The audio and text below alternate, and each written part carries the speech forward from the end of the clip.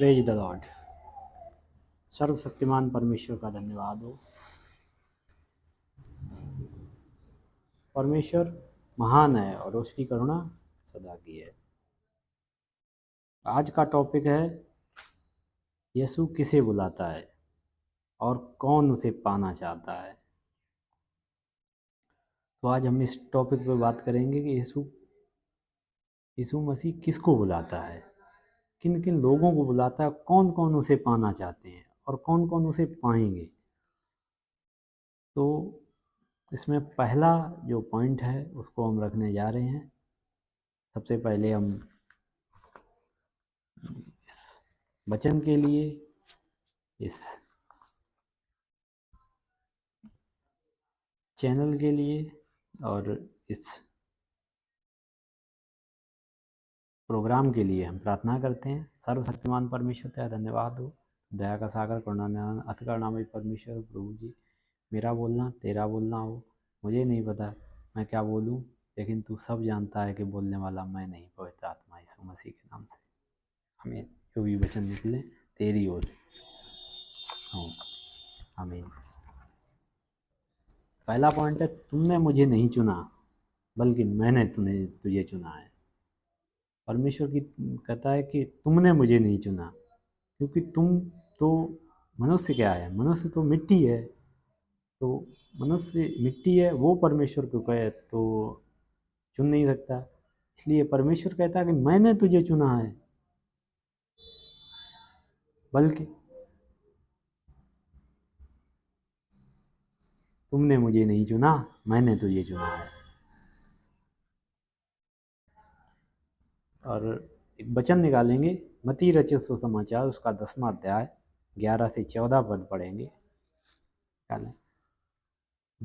जिस किसी नगर या गांव में जाओ, परमेश्वर कहते हैं कि जिस किसी नगर या गांव में जाओ तो पता लगाओ कि वहाँ कौन योग्य है। अंडरलाइन करना पड़ेगा इस चीज़ को, कौन योग्य है। परमेश्वर ने कहा कि जिस किसी नगर या गांव में जाओ, पहले पता लगाओ कि वहाँ कौन योग्य है, और जब तक वहाँ से न निकलो उसी के यहाँ रहो, और घर में प्रवेश करते हुए उसे आशीष देना। किसे आशीष देना? उसे आशीष देना। यदि उस घर के लोग योग्य होंगे तो तुम्हारा कल्याण उन पर पहुँचेगा, परंतु यदि वे योग्य न हो तो तुम्हारा कल्याण तुम्हारे पास वापस लौट आएगा। इतनी बड़ी बात परमेश्वर ने की। सर्वशक्तिमान परमेश्वर का धन्यवाद कि तुम उनको आशीष देते हुए जाना। यदि वो योग्य होंगे तो तुम्हारा कल्याण उन पर पहुँचेगा, यदि वो योग्य ना होंगे तो तुम्हारा कल्याण वापस आ जाएगा। और जो कोई तुम्हें ग्रहण ना करे और तुम्हारी बातें ना सुने, उस घर या उस नगर से निकलते हुए अपने पाँव की धूल झाड़ डालो। मैं तुमसे सच सच कहता हूँ कि न्याय के दिन उस नगर की दशा सदोम और गमोरा के नगरों की दशा से अधिक सहने योग्य होगी। Praise the Lord. इतनी बड़ी बात परमेश्वर कहते हैं।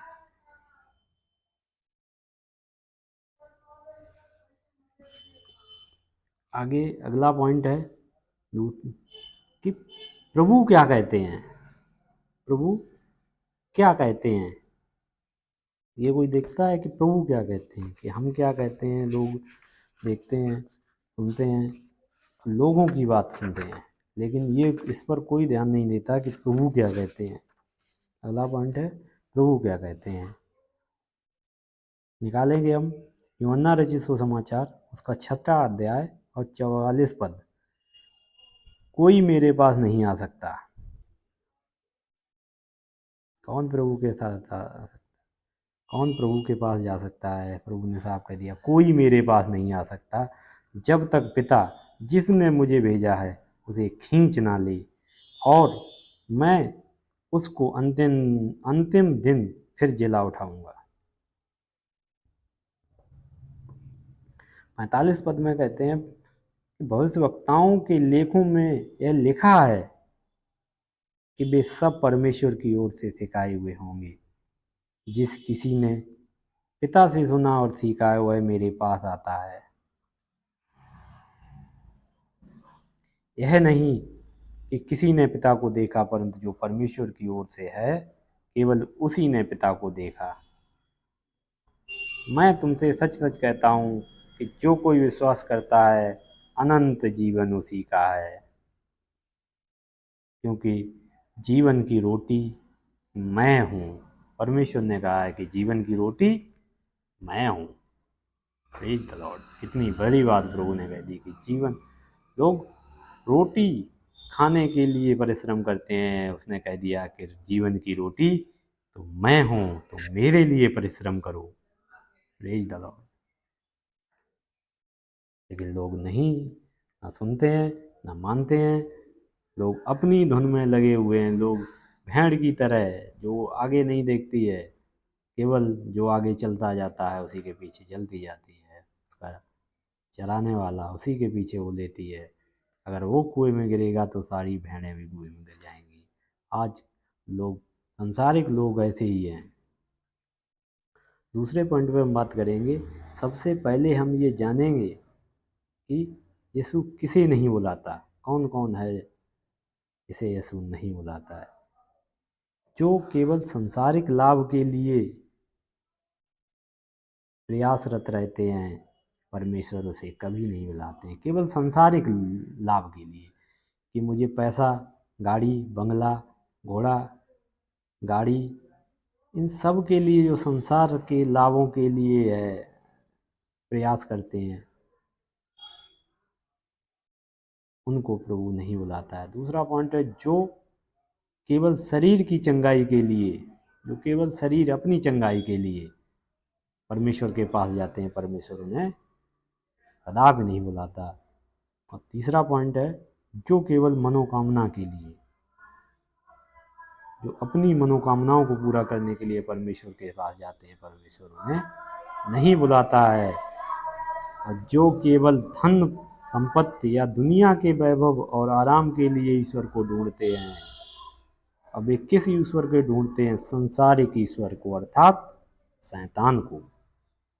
परमेश्वर को नहीं ढूंढते, वो अपने परमेश्वर को ढूंढते हैं जिनको उन्होंने खुद बनाया है, जिनको वो छू सकते हैं, देख सकते हैं। जबकि वो जिस जिस परमेश्वर की वो पूजा करते हैं वो ना देखता है, ना चलता है, ना सुनता है। लोग उसकी तरफ आकर्षित होते हैं। लेकिन फिर भी कुछ लोगों का के मन में ये सवाल आएगा कि लेकिन प्रभु तो पापियों के लिए आए, तो पापी कौन है? वही पापी कौन है?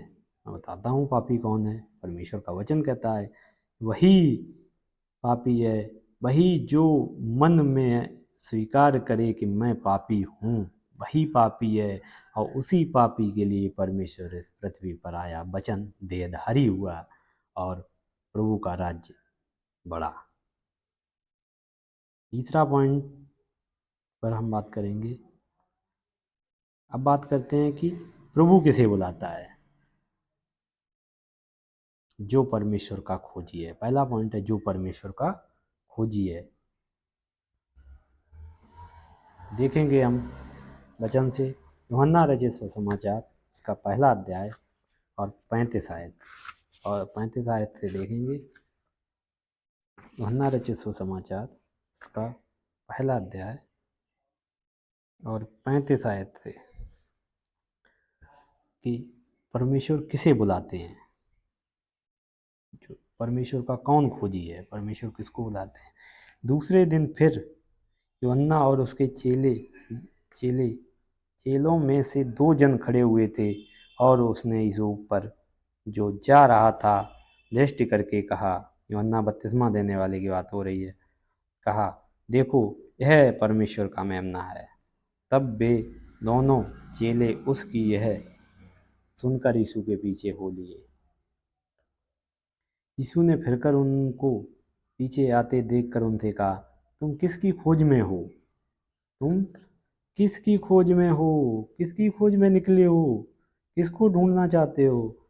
उन्होंने उससे कहा, हे रब्बी, अर्थात हे गुरु, तू कहाँ रहता है? उसने उनसे कहा, चलो तो देख लोगे।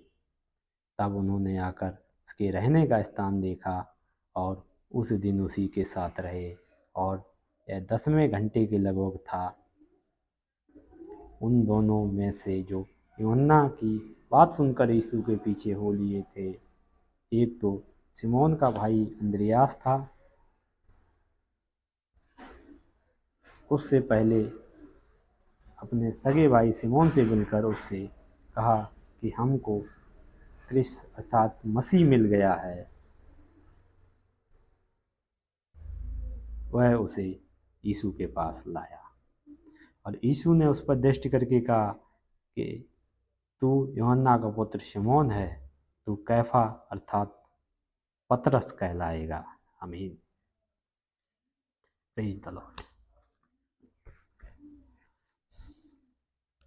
दूसरा हम देखेंगे, वचन देखेंगे मत्ती रचित सुसमाचार उसका 16 अध्याय और 20वीं आयत में देखेंगे।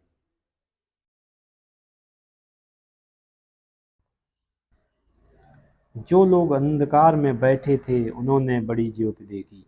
जो लोग अंधकार में बैठे थे उन्होंने बड़ी ज्योति देखी। और जो मृत्यु के क्षेत्र और छाया में बैठे थे उन पर ज्योति चमकी। उस समय से यीशु ने प्रचार करना और यह कहना आरंभ किया कि मन फिराओ, स्वर्ग का राज्य निकट है। Praise the Lord. कि मन फिराओ, स्वर्ग का राज्य निकट है। उसने